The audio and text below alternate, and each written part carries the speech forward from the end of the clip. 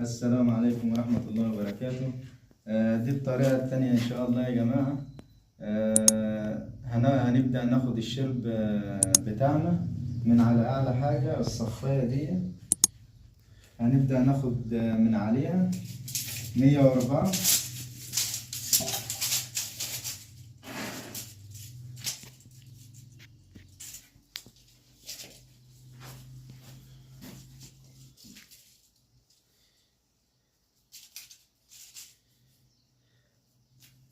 يا جماعة 104.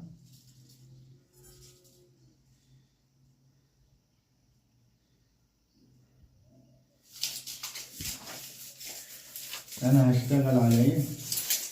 هاخد 104، هبدأ أشرب بيها على البيبان بتاعتي، وبعد كده هشوف منسوب البيبان معايا هتسلك ولا مش هتسلك.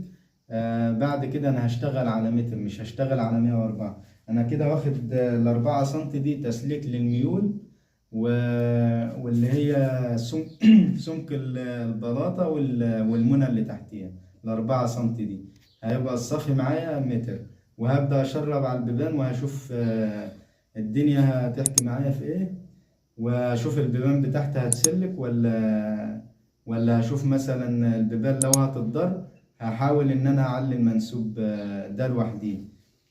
لو مش هتتضر معايا البيبان هشتغل على ايه؟ على متر. اهو يا جماعة هبدأ ان شاء الله اخد الشرب بتاعي من على العلامة ده، هعمله على البيبان كلها علشان اشوف البيبان هتسلك معايا ولا ايه.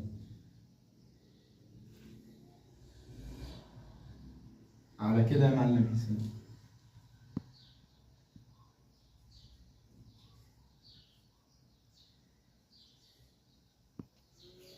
راجع وببدأ أراجع الشرب تاني يا جماعة، عشان لو في أي خلل في الشرب، لو في أي حاجة هتبان معايا.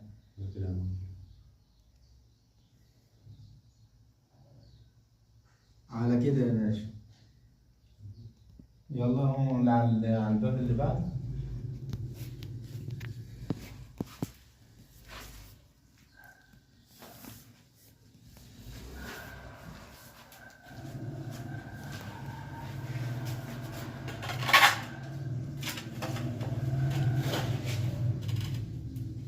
هاخد الشرب يا جماعة كده زي ما حضراتكم شايفين كده على البيبان كلها.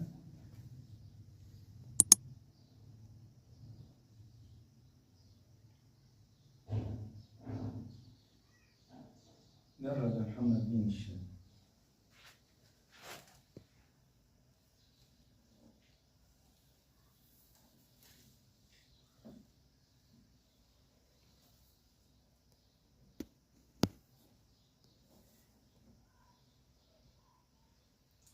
الشرب اهو يا جماعة، بظبطه على ايه؟ على العلامة اللي انا واقفه هنا اهو. على كده يا معلم حسين. راجع تاني.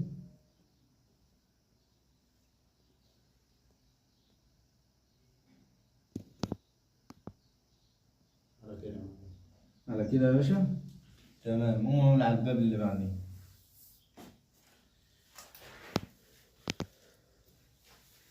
ببدأ اخد الشرب على البيبان كلها علشان ايه؟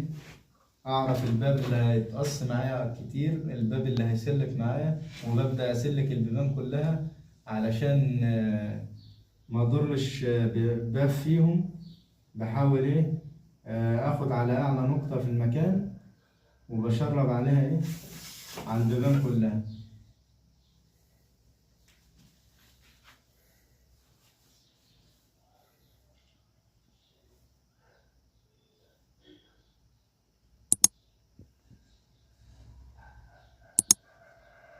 على كده يا حسين. تمام. ماشي. قوم اللي على باب الشقة بقى عندك كده بسرعة.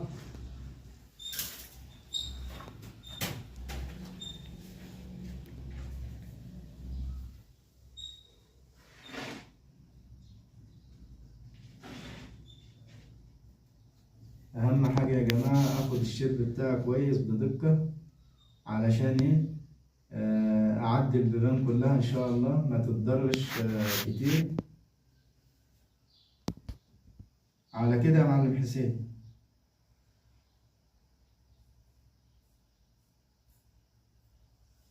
تمام. ايه، راجع تاني، ماشي.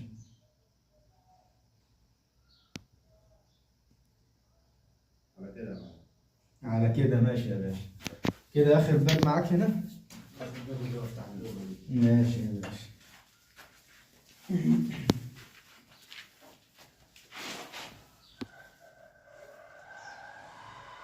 كده اخر باب معانا اهو يا جماعه، وزي ما حضراتكم شايفين اهو. لازم اظبط الميه بتاعتي بتاع ميزان الخرطوم او ميزان الشرب على العلامه اهو. على كده يا معلم حسين.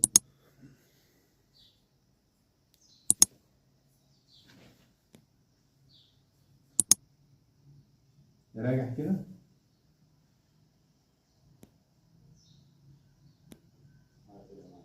على كده ماشي تمام ماشي. وبكده يا جماعه احنا خلصنا الشرب. بس